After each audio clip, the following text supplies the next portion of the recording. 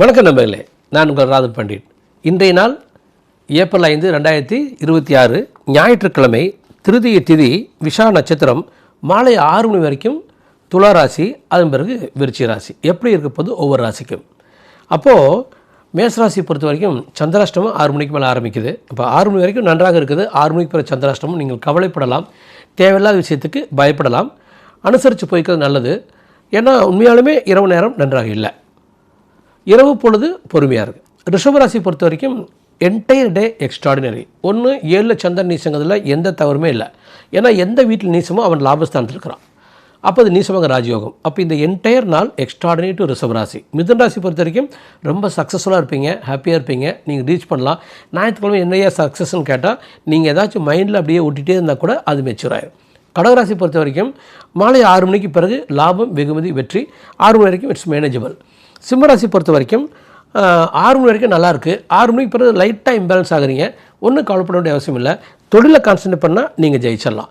கன்னிராசியை பொறுத்த வரைக்கும் entire day extraordinary. 3 சந்திரன் நீசமாக இருந்தாலும் சரி, 2 சந்திரன் இருந்தாலும் சரி, இது மகாலட்சுமி யோகம், விபரீத ராஜயோகம், நீசமக ராஜயோகம், பியூட்டிஃபுல்லாக இருக்குது கன்னிராசிக்கு. துளாராசி பொறுத்த வரைக்கும் உங்களுக்கு சாயங்காலம் 6 மணி வரைக்கும் ரொம்ப நல்லாயிருக்கு.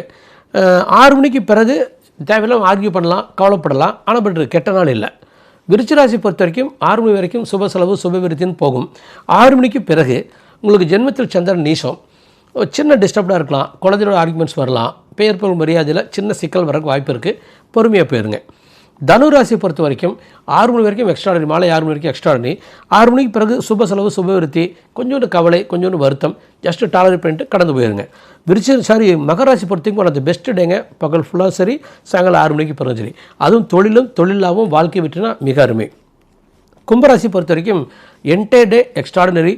தொழிலுக்கும் தனிப்பட்ட வாழ்க்கைக்கும் நிம்மதிக்கும் சந்தோஷத்துக்கும் உரிய ஒரு அருமையான நாள்.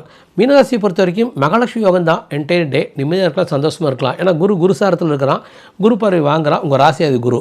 அப்போது 6 மணிக்கு வரைக்கும் நல்லாயிருக்கு. 6 மணிக்கு பிறகு ரொம்பவே நல்லாயிருக்கு. லைஃப் நீங்கள் நல்லா எடுத்துகிட்டு போகலாம். ஸோ இது ஒரு எக்ஸ்ட்ராடினரியான டே ஒரு சில ராசிகளுக்கு. அடுத்த நம்பர்களே நம்ம தத்துவத்துக்கும் சித்தாந்தத்துக்கு வரோம். இப்போ கல்ஃப் கண்ட்ரீஸில் வார் போயிட்டுருக்குது. நாம் துடித்து போகலாம், வருத்தப்படலாம். வருத்தத்திலிருந்து வெளியே வர்றது எப்படி? நீங்கள் எதை அதிகமாக திரும்ப நினைக்கிறீங்களோ அது திரும்ப ரிப்பீட் ஆகிட்டே இருக்கும்.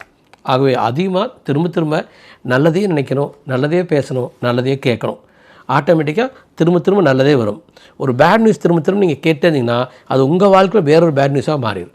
அவங்க எப்பொழுதுமே எதிர்பார்த்த இடத்துலையும் கொடி கொடி பறந்து கொட்டுகின்றது மாதிரி நல்ல விஷயத்தை எதிர்பாருங்கள், வெற்றி அடையுங்கள். நன்றி.